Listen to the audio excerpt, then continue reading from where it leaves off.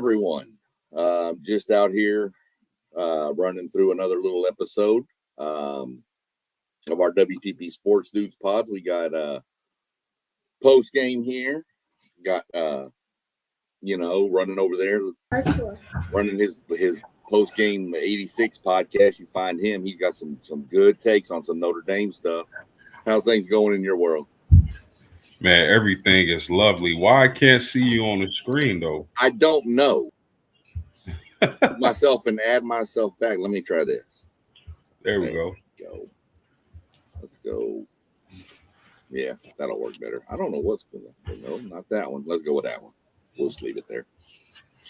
Cool.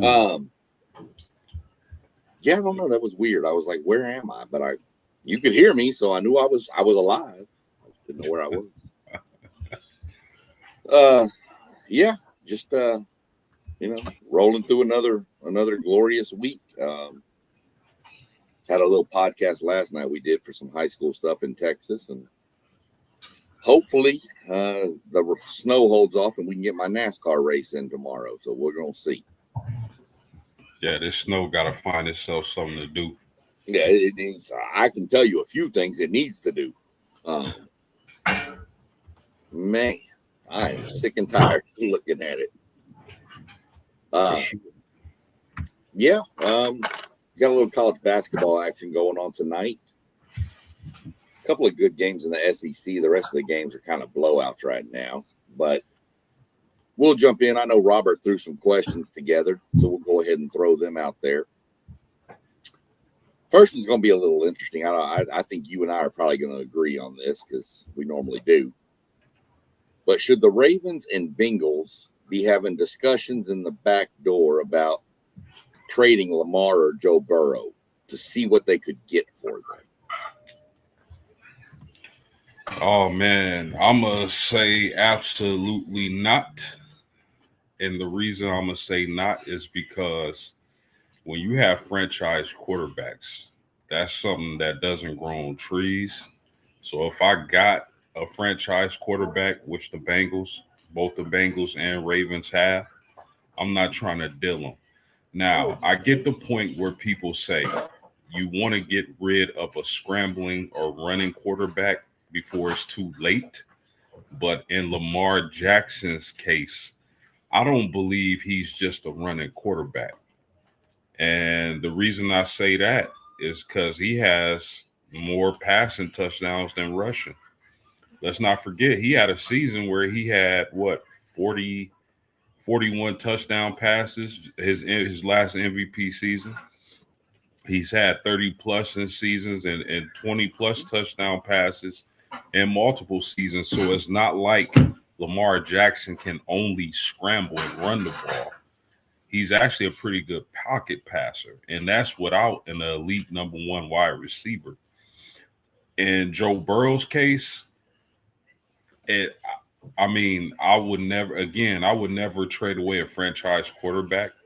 But if he's unhappy in Cincinnati, that's the only way I would consider it. And I'm getting a king's ransom for him if I do decide. But all in all, SEC, I'm not trading either one of those guys. I don't even want to talk about it. Right. I agree 100% with that. I mean, I get getting rid of a runner, more of the dual threat quarterback in the NFL before they get too old. I don't think Lamar's there. And I do think he's a good thrower of the ball. He's not like a Vince Young who was really good running, but didn't know where the ball was going to go when he did throw it. So I don't see that. I don't see him getting gone. Take last year out. I mean, he was injured a lot last year, and a lot of that's not, it was just, things that are going to happen, hamstrings, things like that. I mean, that's not that any player can have that. So Burrow, I don't know that he's not happy in Cincinnati. I think he just wants more. And when Joe Burrow's healthy and that team's healthy, that is one of the most dynamic offenses there is in all of football. but he's frustrated because they can score 40 points a game, but their defense is giving up 45. And, you know, you got to keep him healthy. And so if you're going to trade him, you're right. Franchise quarterbacks don't grow on trees. But if you can't, if you're going to trade Burrow, I mean, the asking price has got to be astronomical for him. I don't think they should do it, and I think it's not even something that should be considered. But I never thought Luka would be traded from the Mavericks either. So never say never in these business deals, you know. Hey, real quick, where you think Giannis gets traded to? Man, I don't know. I've been trying to keep an eye on this.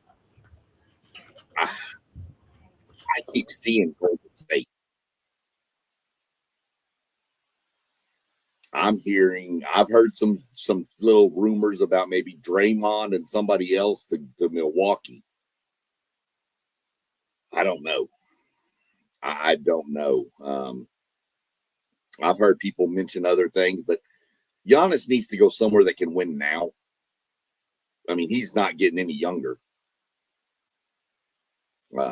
Yeah.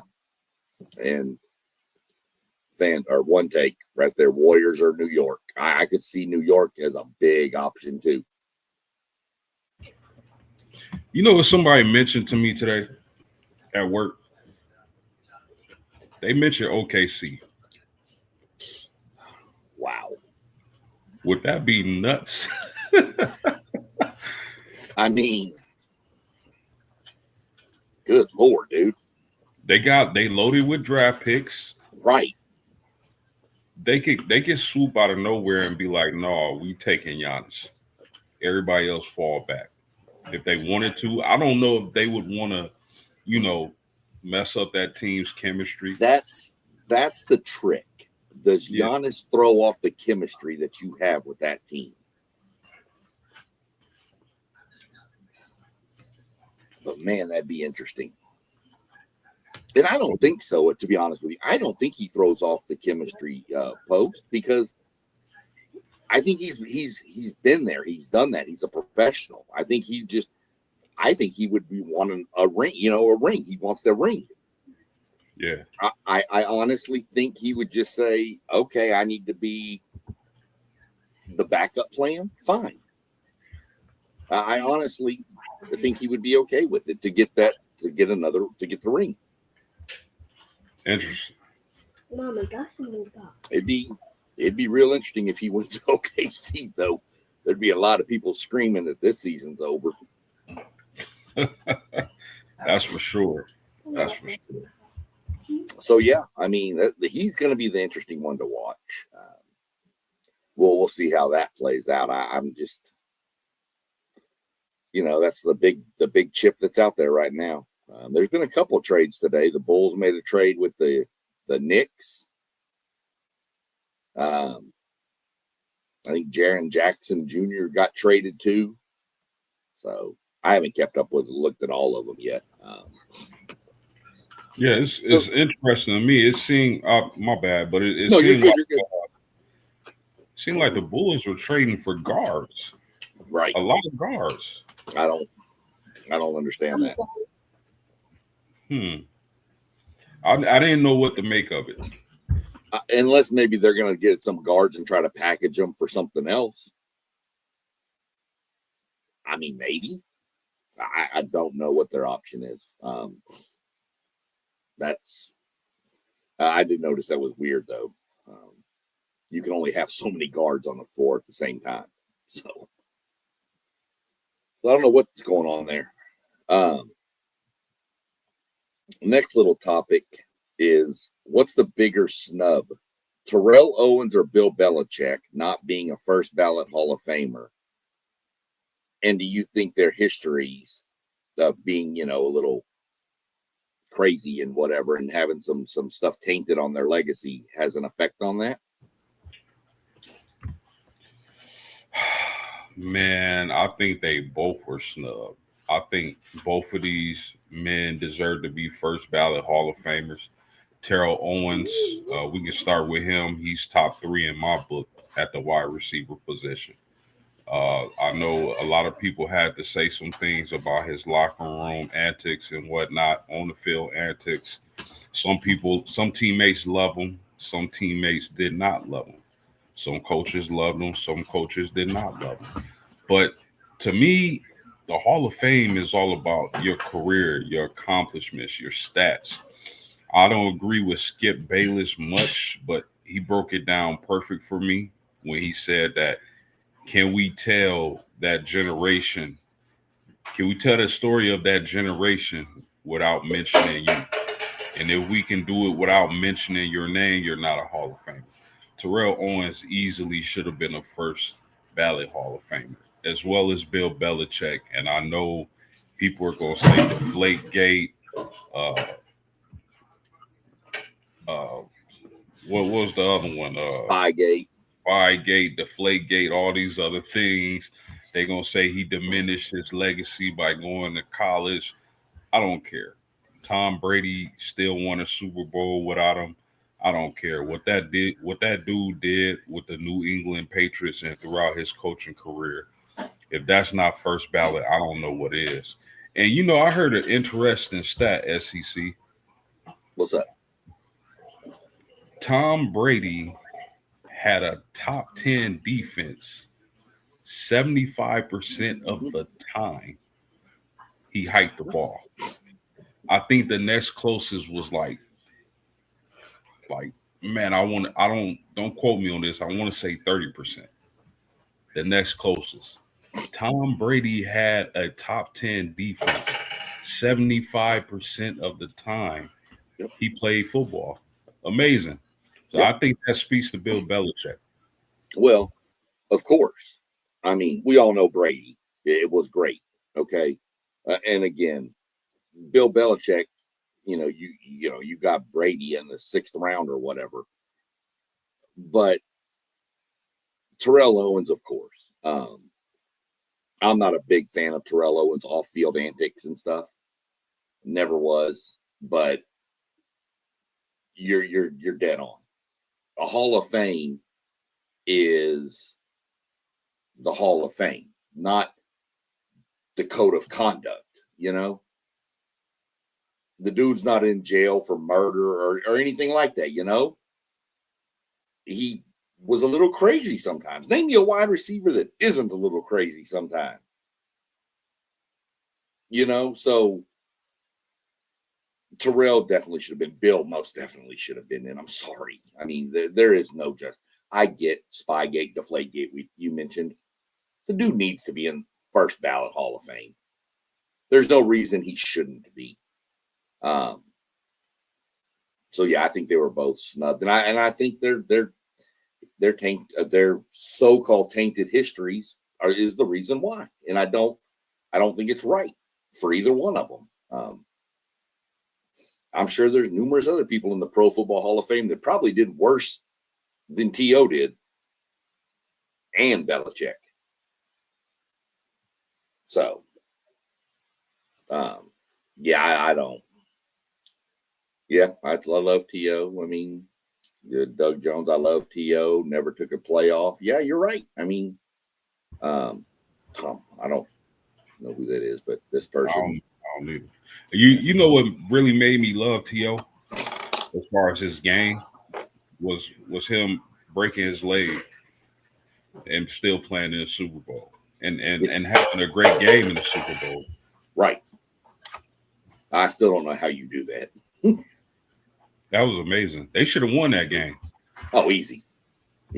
But I don't get that. I don't see how you do something like that to your leg as a wide receiver and play. I don't understand that. I mean, shout out, because it sure as hell ain't going to be me. I'm going to be laying on the ground grabbing my stuff. All right. But so, Jaron Jackson went basketball purgatory is what FanDuel said. I don't know where basketball purgatory is. Utah. Is that where you went? Yeah. Okay. I never realized it was basketball purgatory, but okay. Okay. No. See, look at that. Learn something new every day. Um, so we'll get into a little bit of the Super Bowl is what 5 days away, 4 days, something like that. You looking for a good game, or you think it's going to be a blowout? Man, I want to lean good game. I think I one of the worst things that can happen in the Super Bowl is it being a blowout. I think unless it's that one fan base that team is executing a blowout, then I'm sure they love that. But all in all, I want to see a good game in the Super Bowl. I don't want to see a blowout. I think a lot of people think Seattle uh, is this juggernaut team, and believe me, I Seattle is definitely a great team. But are they unbeatable? Absolutely not. I think New England has the type of roster to give this Seattle team a lot of trouble. Do I favor Seattle in this game? Absolutely. But I don't think it's going to be one sided, as I've been hearing a lot of lately. They just think Seattle is going to wipe New England off the field, and I don't think that's going to be the case. So I'm a lean towards a close game. I really like Drake May. I like those running backs with Stevenson and the kid from Ohio State. I think Stephon Diggs is going to be a load to deal with. And a lot of people aren't talking about the corner Gonzalez from New England. I would have him shadowing uh, JSN all game. I don't care where he line up at. You stay on JSN because low key, Gonzalez is one of the better corners in the NFL. And I think for them to have some success against Seattle, he has to cover him 24/7. Yeah, see, I agree. I think he has to. Um, there has to be a mirror coverage with him wherever he is. You are. Um, I do lean Seattle in this game. I do think I lean Seattle, but I'm not going to be totally shocked if New England wins it. Um, I do think New England has the roster. I think New England has the coach to keep that roster, laser focused. Um, a lot's going to depend on May. I mean, how do the two quarterbacks really handle this spotlight, so to speak? It is going to be the telltale, and I think at least Darnold has some playoff experience, I believe, with Minnesota. So, I mean, it's not the Super Bowl, but it's still playoff more experience than Drake May has. Um, I do like New England's running attack, and if New England can run the ball, I think that's going to be their key in this. Is they have to take the pressure more off of May. I think more than Seattle has to take the pressure off of Darnold, if that makes sense. Um, I expect a close game. I know I just looked it up. The line is Seattle is favored by 4.5. So, it's not a crazy, 7 or 8 point spread in the Super Bowl, thank God. But uh, yeah, I hope it's a good game. I'll be tuned in, of course. Everybody in pretty much will be tuned into it. But I hope it's not one of those games where you're just so excited for the court for the commercials more than you are the game. Which I love the commercials. Don't get me wrong, advertisers. Any of y'all that want to sponsor us, come on. But I don't want the game to be all about the commercials. So, 100%. you I'm sure we're going to break that down a lot more coming up, Thursday, Friday, Saturday, probably be way more in depth. Oh yeah. Oh yeah. Oh yeah. Um, I don't know. This topic here, I mean, we can hit on this one. Is the NCAA handcuffed since they haven't been able to get a handle on NIL and the portal?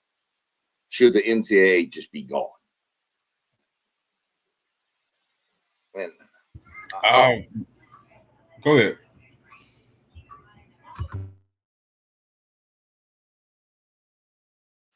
All right, I'll go then. I think they don't have any teeth. I think they're afraid of everything that moves. They're afraid of the shadows. Anything that moves freaks them out. You now got the kid from Tennessee, Joey Aguilar, suing for another year. They're not doing anything about it. They're just letting the courts handle it all. So what purpose does the NCAA serve? If the NCAA can't come out and say, this is the rules, this is how it's going to be, and enforce it, then what purpose are you serving? Get out of here. Just let the court system, I guess, and let the conferences figure out how they want to do things themselves. I mean, I don't know. That's just how I feel about it. I feel the NCAA is pretty useless right about now. Yeah, I agree 100%. I don't, at this point, SEC, I don't even understand what the NCAA function is at least when it comes to the football side of things. Like, I don't get it. All their decisions are overturned. They can't get the portal and NIL controlled. Like, I I think we seeing the beginning of the end for the NCAA when it comes to football. They're gonna pretty much govern themselves. They're gonna find some way or some entity. But I mean, Rob's dead on with this question. I don't. The NCAA has zero teeth. 100%. I mean, 15 years ago, you never heard of the NCAA asking for Congress to help. They wanted Congress to stay away because they didn't want to know about all these under table deals they were cutting. But now they're like, we need help. And I'm like, what do you need help for? You're the governing body. Make a rule. 5 years. Okay, now we all know I have 5 years I can play football. You can transfer one time, and then after that, you lose a year of eligibility. Okay, now I know this. Your roster, you get 20.5 million to spend on your football or your athletic program, however you choose. Okay, and you have to document in contracts the money. Make rules and stick by them. So, I mean, sports league pro teams, baseball, basketball, football, hockey have rules that the school. Now, baseball's a little different. We won't even get into that because the Dodgers are just spending whatever they want. But they have salary caps. And if you go over, yes, you can go over, but there's a penalty. And if you go too far under, they also used to, I don't know if they still do, they used to penalize for not spending enough to be competitive. So you're telling me that you can't figure out how to follow one of those models and it's already laid out for you. The NCAA could go to these sports leagues and be like, can you help us write rules? I bet they'd help them.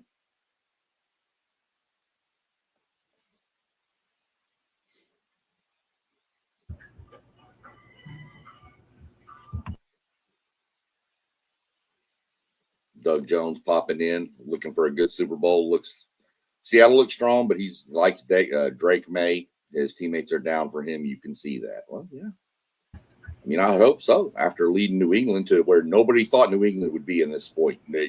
Nobody, and maybe the diehardest New England fan, but nobody else even had New England in the playoffs.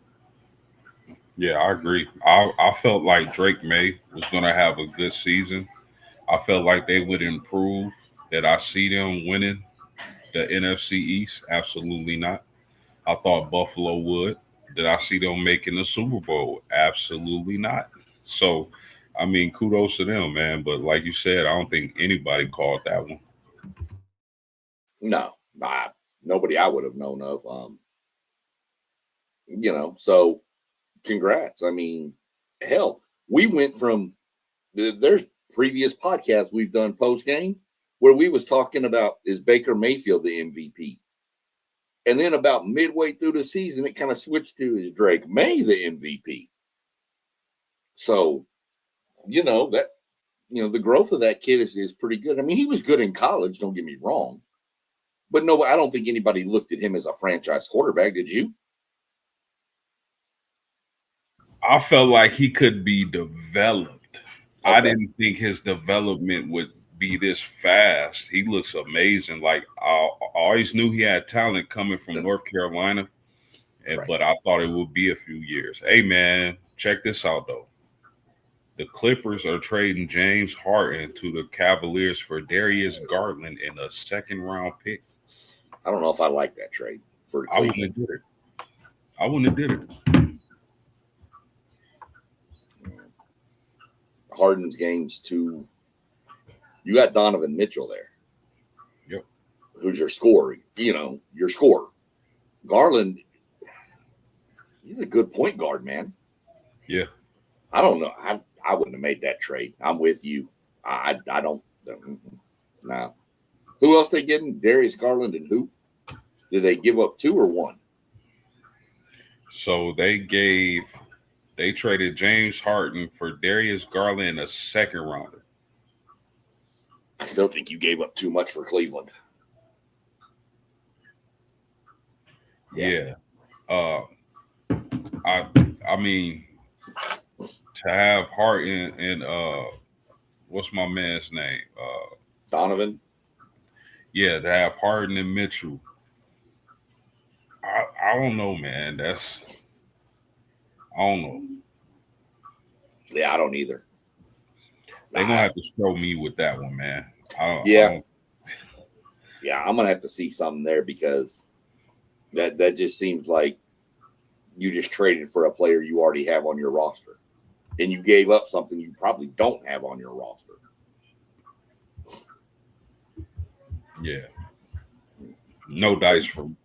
Yeah, me neither. I'm with you. So speaking of the NBA, good little segue there. I like what you did. Wanted to know, will you see the NBA move to a different country with the All-Star game? Like maybe it goes to Brazil or Mexico or somewhere else. Do you ever think it would leave to go to another country? Uh maybe. Maybe sometime down the line. You know where would be a perfect spot for the All-Star game if the United States didn't have so many issues with them? Be China.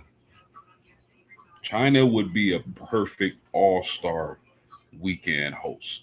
But and I don't want to get political, but China and United States always going back and forth about something. But I mean, I think it would make perfect business sense to move the All Star game to a country like China. That would be huge. They love basketball in China. Uh, but anytime in the next 10 years, maybe on the latter half of the 10 years, maybe, but in the next 4 or 5, but who knows with this NBA commissioner, man, he like to try different wild things. So maybe that does happen in the next couple of years. But I mean, if it was me, I would expect it to be somewhere down the line and not anytime soon. No, I think I agree with you. I could see it. China. There was a few spots that popped up when you were talking China for sure. Australia popped up. Basketball's big down there. Um, and of course, you've always got your France, Spain, places, Europe areas around there. The problem I see with it is the logistics of doing it.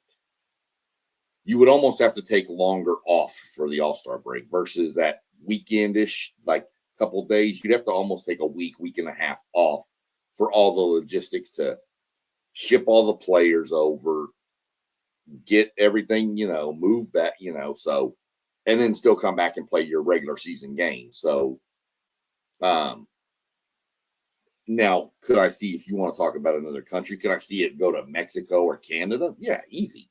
It's probably been in Canada with Toronto up there or Vancouver when they were there. So, but could I see a Mexico? Yeah, I think Mexico could be done really easily. Obviously, Brazil and stuff is a little harder because of just the sheer logistics of travel. NASCAR went to Mexico City last year, just Mexico City. It was a logistics nightmare. Was a phenomenal event. Everybody loved it. But getting that many people moved. Now, there's a lot more to move with a NASCAR team than an NBA All-Star team. But if you were going to do it, would you think about maybe doing something like a before the season All-Star, like an All-Star team of NBA players travel around and play different teams throughout the world? Why couldn't they just make the All-Star break longer, a week longer? Right, you could do that easy. I don't say easy, but you'd have to, with all these collective bargaining things and all this. So I could see it for sure. If they just extend the All-Star break, would just have to be. But where do you go? China, like I said, China's, they play, they love basketball in China. So, yeah, I could see it, but I agree with you, down the later part of 10 years, 10 to 15-year window is probably where I sit for it. What do we got down here in the comment? Oh, Doug, Philippines. Get out of here.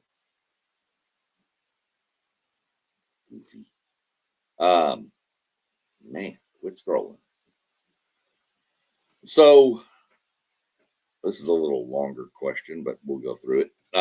What should the NBA do to help some of the small market teams become more competitive?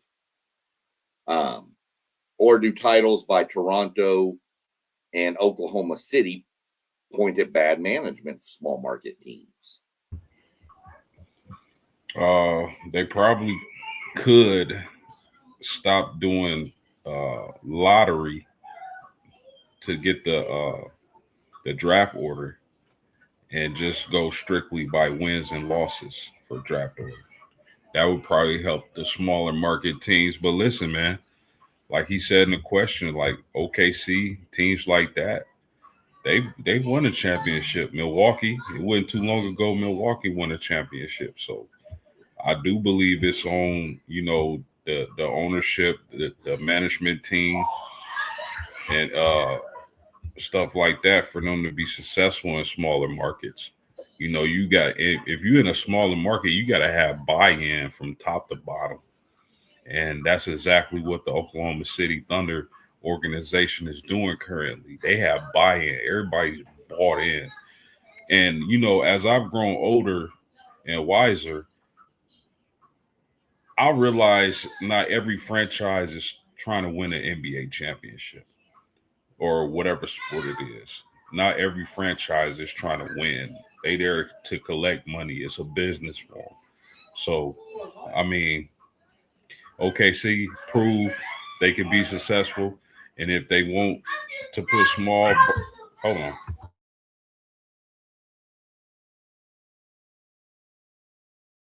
So, yeah, while he's handling that, I agree with him. We'll let him jump back on when he gets on and keep making his point, but I agree with him. Taking the lottery away, the only thing I have with taking the lottery away is then you bring in the whole our team's going to start tanking to lose. So that's another aspect that would be brought up to it. But, other teams have done it. I don't know if you want to consider San Antonio a major market, but as far as a media market, San Antonio is not a major like a Dallas or Houston or anything. And they've won enough titles. So I was just kind of going there. I don't know if you heard, about the lottery being gone. That could bring in tanking back into the mix, which we don't want to even think about. And then I said, well, San Antonio is also another option because I don't consider San Antonio a major media market. No. So it's more of the OKC Toronto side, So, and they seem to do pretty well. Yeah, those Toronto, OKC, those Milwaukee, those teams aren't too far removed from winning a championship. And OKC are the reigning champions. So, Right. I mean, I think the small markets are doing just fine in the NBA at least. Oh, I agree 100% with that. And you made another point that I thought was really valid, that some of these owners of these smaller market teams aren't worried about a title. If they get one, great. But they're more concerned about what is my profit margin at the end of the season. You know, and it's not really fair for the fans of those teams, but I mean that's the nature of that animal, and so I don't know except giving them, I don't know, draft picks, but even then, if the owner's not willing to pay that guy when he gets older up and out of his rookie contracts and stuff, you're going to lose him anyway. So what's the point of a draft pick? So just my theory on that one. Um, but I do think smaller teams have proven they can win the title. He flipped it over here a little bit, and we went into the Winter Olympics with them fixing to kick off here in a couple of weeks, I think. Do you have a favorite Winter Olympics event? And why do you think the U.S. doesn't do as well as they do in the Summer Olympics? Bruh, I'm going to keep it funky with the people. I do not watch Winter Olympics. I barely watch Summer Olympics unless, like, I try to catch the boxing and, of course, the basketball. But outside of that, Winter Olympics, definitely not. I couldn't even tell you who was who won gold, none of that. I haven't. Winter Olympics, what is that, like skiing, snowboarding?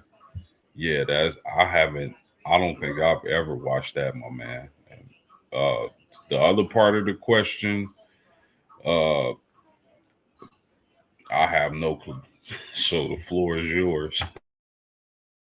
Hey, that's why we do these things, man. Some people know stuff about other sports, and some don't know nothing about none. That's why we do it all. I do enjoy the Olympics, both of them, the summer and the winter. Don't watch them near as much as I used to. Back, I can remember the '84 games when Carl Lewis and them was just dominating. Um, it's harder to follow the Olympics for me now because here lately they're in other countries and the stuff's on at like 4 in the morning or something. And then by the time you wake up, the results are already in, and then they show the thing the next night. And I'm like, well, I've already know who wins. Why am I don't need to watch this now. So as far as Winter Olympics, there's a few events I really like.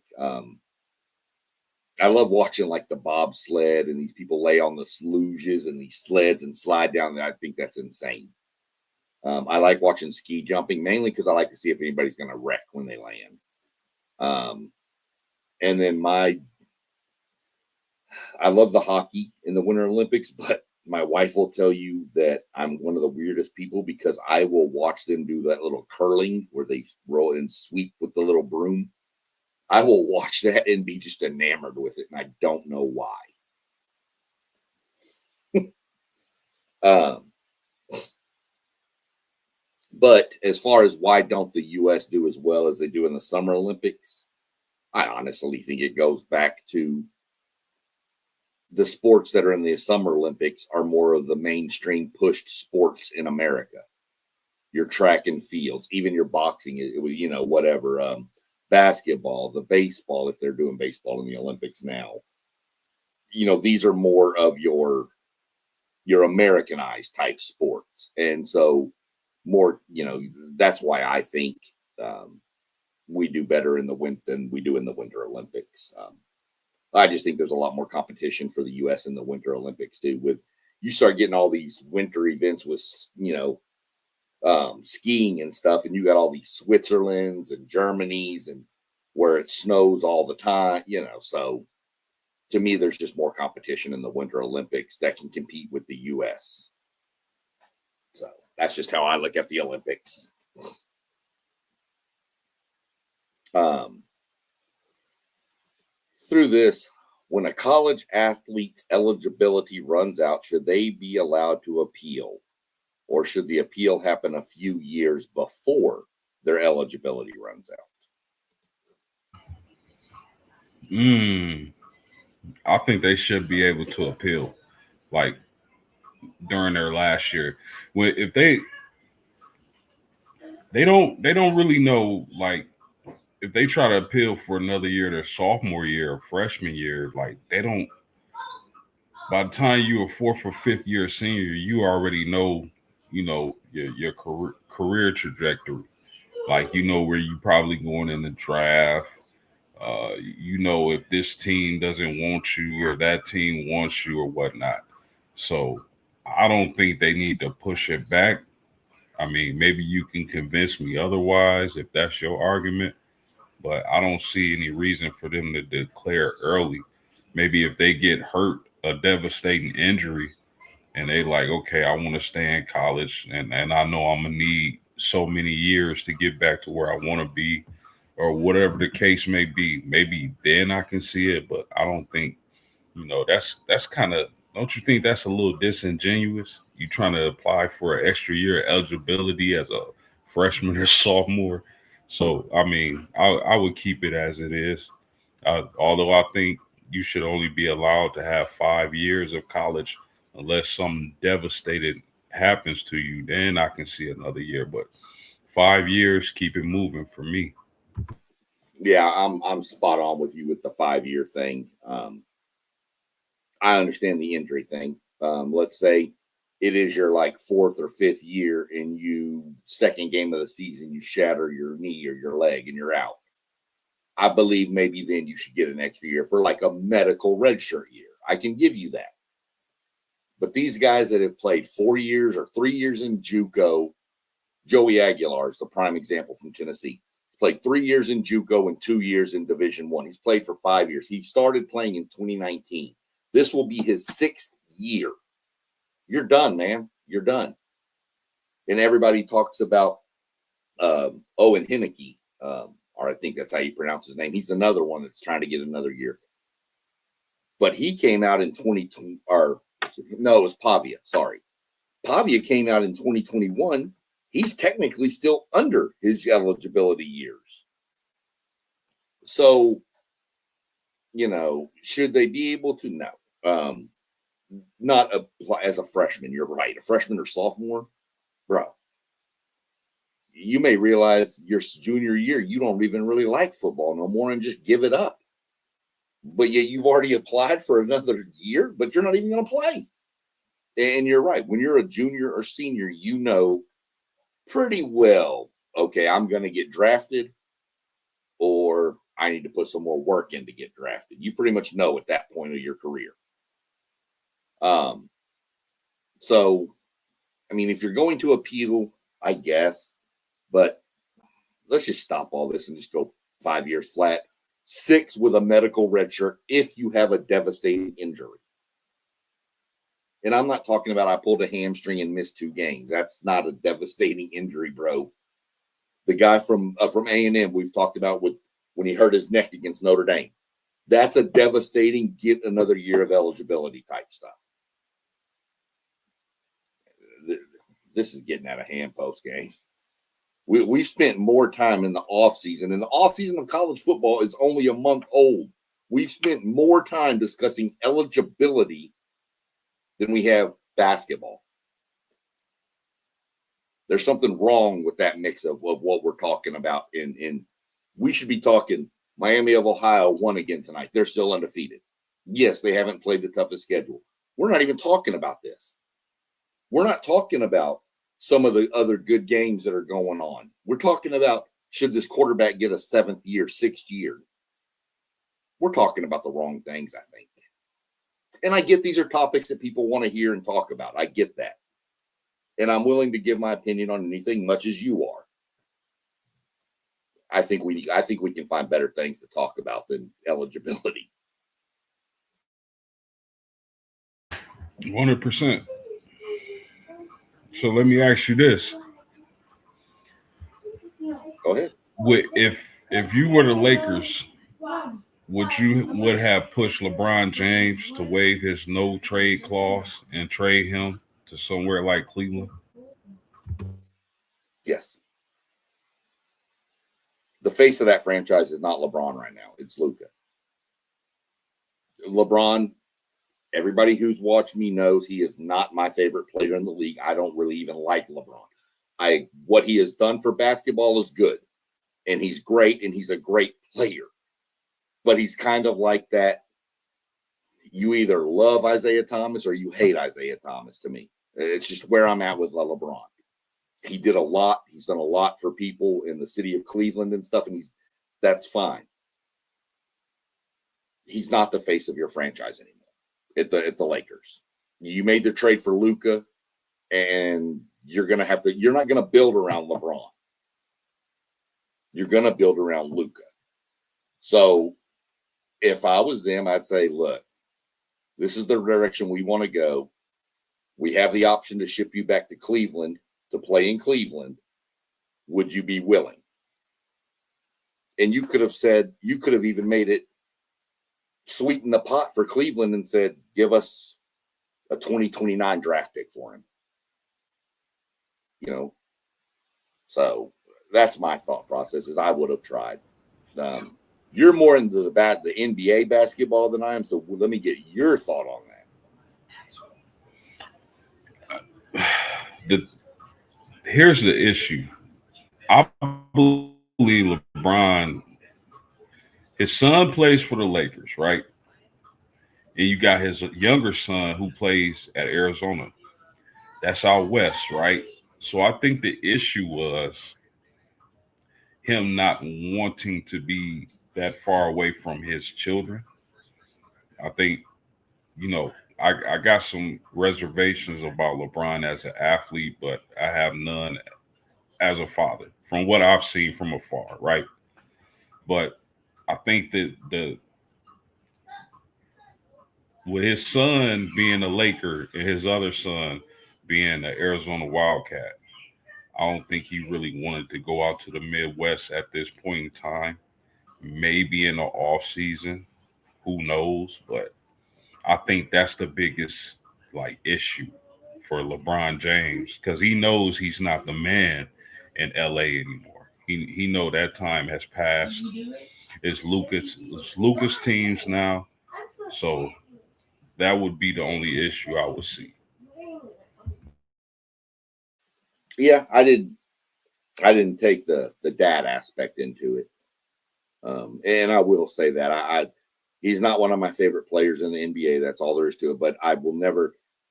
I'm not going to question the man's integrity and morale compass. I'm not going to do that. He's never done anything that made me think he's a terrible human being. I've heard him mention, when people have given him grief about the Lakers drafting his son, and he straight up just came out and said, whatever they want to do. I mean, I'm going to support my son, I respect that side. But it is Luka's team. And I can see your point, not wanting to leave the West to go back over to Cleveland when his kids are both out West. So I get that aspect of it 100%. And they weren't going to trade him anywhere out there. They're not going to trade him to the Jazz or the Suns or the Clippers or something. They're not going to do that. So they were going to trade him. He was going to the Eastern Conference. So I know you watch college basketball. I know a lot of people have been on Debensa, but this kid Peterson from Kansas, real deal, Holyfield.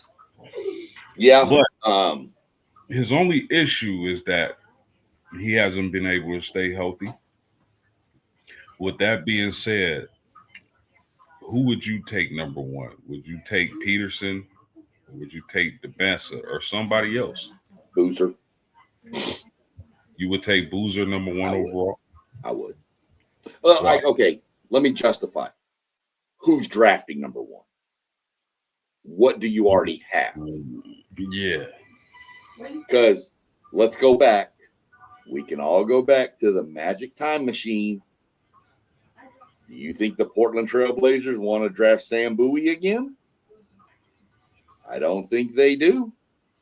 Absolutely not. But they had all said we already had Clyde Drexler. We didn't need Michael Jordan. Yep. Well, let me tell you a little secret. So, who's drafting number one? I like Boozer. I like him a lot. Yeah. I honestly think it's a three-way race for the number one draft pick, to be honest with you. Peterson is special, though. But he can't stay healthy. You're exactly right. And you're not seeing the full Peterson right now. I honestly think he's on the load limit right now to try to get ramped to play more as the tournament. We all know Kansas is going to be in the tournament. Let's just call it what it is. But do you want a 70% Peterson or a 95% when it comes tournament time? So I think Kansas, Bill Self and them are being smart, and they're letting him play. He played a half and barely played played a little bit in the second half. And then you'll start seeing that amp up to where he'll be doing, 16, 15 minutes and a half, 15 minutes and a half. You'll start seeing it amp up. But I honestly think he's electric. He's fun to watch, but he's got to stay healthy. And I think AJ, to be honest with you, I think you even mentioned this too. When teams have wanted to, they've shut him down. Good teams. Okay? Oh yeah. Arizona put the clamps on him. Kansas put the clamps on him. Pretty much, he's going to get his numbers eventually. But when he comes across a good team, they have a way to stop him. So if you're the number one draft pick, you're probably not going to a real good team in the NBA. So people are going to focus like we're focusing on Cooper Flagg most of the year for Dallas. Let me stop Cooper Flagg. But I'm not sure you can go wrong with any one of them based on what your needs are at that time. Good question, though. I agree with that. Yeah, I agree with that. I don't think you can, and maybe even you throw a Caleb Wilson in there. I really like Caleb Wilson from North Carolina. Uh, just an athletic freak, double guy, get you some blocks as well. Maybe he's right outside those three, but definitely the top three. Still got Toppin. You still got who? Toppin. Still got Toppin. Haggerty. Right. Yeah, it's bruh. I seen a mock. The first 12 picks were all freshmen. All freshmen. This freshman class is nasty. Yeah. I mean, we've had the Fab Five in our generation that we thought would never be seen again, that kind of talent. And bro, this group, now that was one team. This group has, good Lord. I mean, everywhere you turn around, there's a freshman dropping a 40 piece on somebody. I'm like, what? And the other weekend, what was it, like 3 or 4 freshmen scored 40?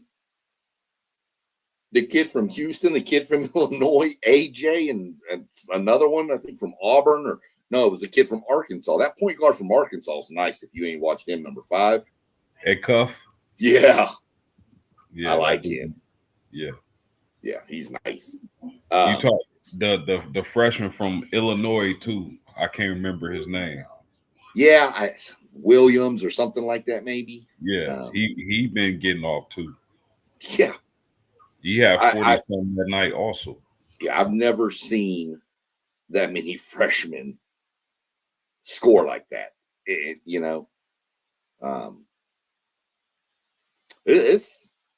going to be interesting. Player of the year, like I said, I still think it comes down to those 3. One of those 3 is going to win the player of the year, the Wooden Award, whatever you want to call that. We talked about it the other day. I still think Arizona's your front runner for national title pick, but I wouldn't be surprised if Duke, wouldn't be surprised if Kansas got hot. There's so many other teams that could just get hot. But we didn't even really mention UConn. UConn's like that team that's always really good. They're like the East Coast Gonzaga. You don't ever hear about them really. You don't pay attention to them until it's too late and they're in the dang Sweet 16 and the Final Four and raising the. That's what they are. They're the East Coast Gonzaga. Yeah, definitely. On the men's side, women's Right. side, they just dominate. Yeah, women's side, you can. I've penciled them in all the way through the bracket already. God, they're bad. They're good. Yeah, and that amount of sustained success in any sport is insane. yeah, that's nuts. Man, That's nuts. You know, he got when you got throw these last two questions he's got out here. Should coaches have to finish out their contracts before they can be hired elsewhere? If you're not going to hold players to contracts, why are you going to hold coaches? Nah, I mean, it's if they were going to do that, they should have did that decades ago. You know what I mean? Like, Yeah, it's too late for that, man. yeah, It's like that. Nah, man, it's too late for that. That's I over agree. and done with. And then his last one was: should there come a time where coaches can only sign a year-to-year contract? Never happened. I don't see it happening. Is it nice in theory? And I understand his point to kind of stop all these buyouts and stuff. I understand his point. Good point to make, but these coaches aren't negotiating their own deals anymore. They've got all these agents. This Jimmy Sexton guy, everybody's heard him. He's got like half the coaches in his thing. Jimmy Sexton's not going to be like, if I'm A&M and I want Marcus Freeman, and I come and I'm like, okay, look, we'll give you 1 year at $8 million, but Notre Dame's offering me 10 years at $100 million. Well, why am I going to go take a 1 year deal when I may not have a job next year and I'm going to pass up? No, so I see your point, and it's a good point, Rob. But I just think we're past all this. I think coaches are more locked in. What I'd like to see go away is these huge buyouts for these coaches. I mean, when I get fired, I don't get a huge buyout from my company. Do you? Because if so, I'm coming to work where you work. We should. Okay. We should have NIL deals and all that, man. I'd probably be saying a lot more stuff that I really want to say to my bosses if I could get a buyout. Okay? 100%. But I mean, not many places else can you get fired and make enough money to just set your family up for life. Yeah. These guys are getting 20, 50, 30. Jimbo Fisher got $75 million to leave. How much did Kelly get again? You remember? Was it in the 50s or 40s? So I don't Jimbo remember. Had a bigger buyout. Oh, yeah. Jimbo's had the biggest of all time. Wow. Yeah. Jimbo's won't ever. Jimbo's was the one that's going to stop those huge buyouts from getting paid out.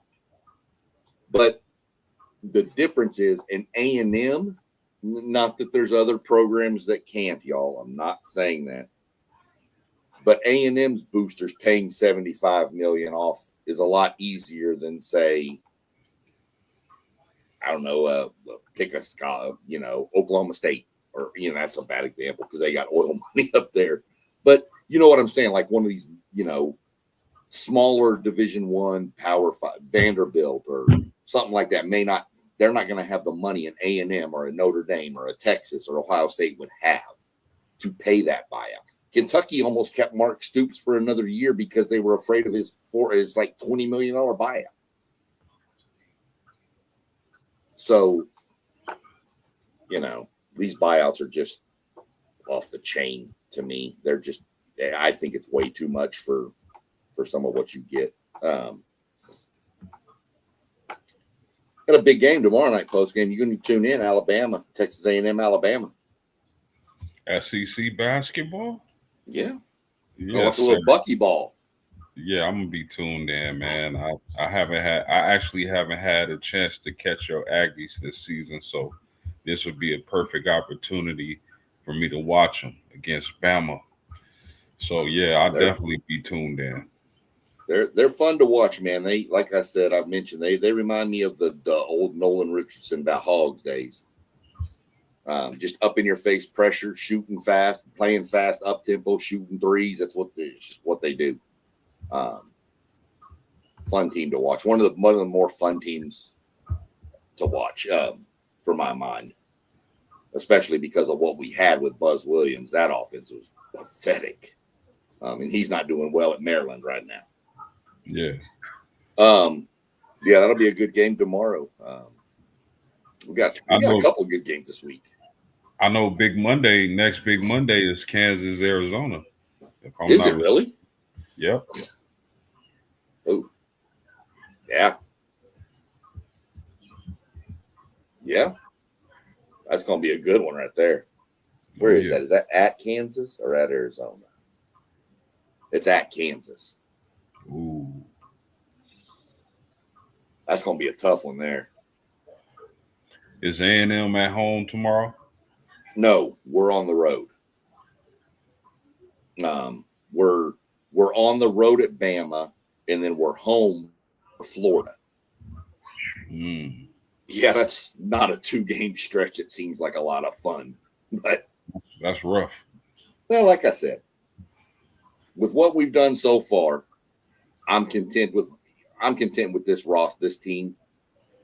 The last coach hired one player on the roster, and you built this team out of the portal, and you've got them to gel.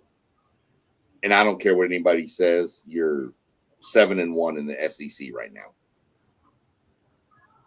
So I think he's done a hell of a job. How we're 7-1 in the SEC and 16 or 17-4 overall and aren't even ranked, I don't know.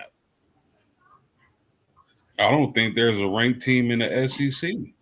Oh yeah, there is. Who's ranked? Let's Florida, see. Vanderbilt. Or yeah, Vanderbilt 15, I Florida don't know if I was looking 17. at. Yeah, you're right. We're just low. This isn't like last year. You had Auburn, Florida, all of them up near the top in the top 5, and this year your first SEC team is 15.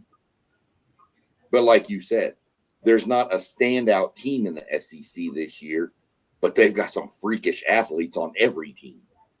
Yeah. So I don't really consider the SEC as a national title threat conference this year. I just don't see. Now Florida could get hot and do it, but there'd be the one team I would think that could probably come out of this and do it.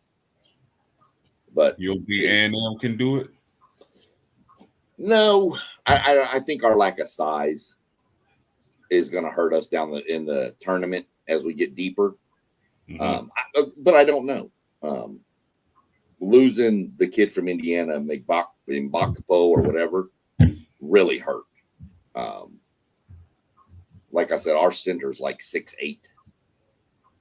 So, but we're fast. We play guards and we shoot threes. So, who knows?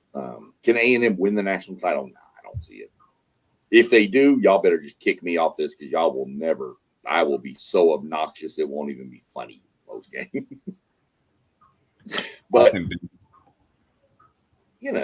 I think they can make a run. I could see them a Sweet 16. Seriously.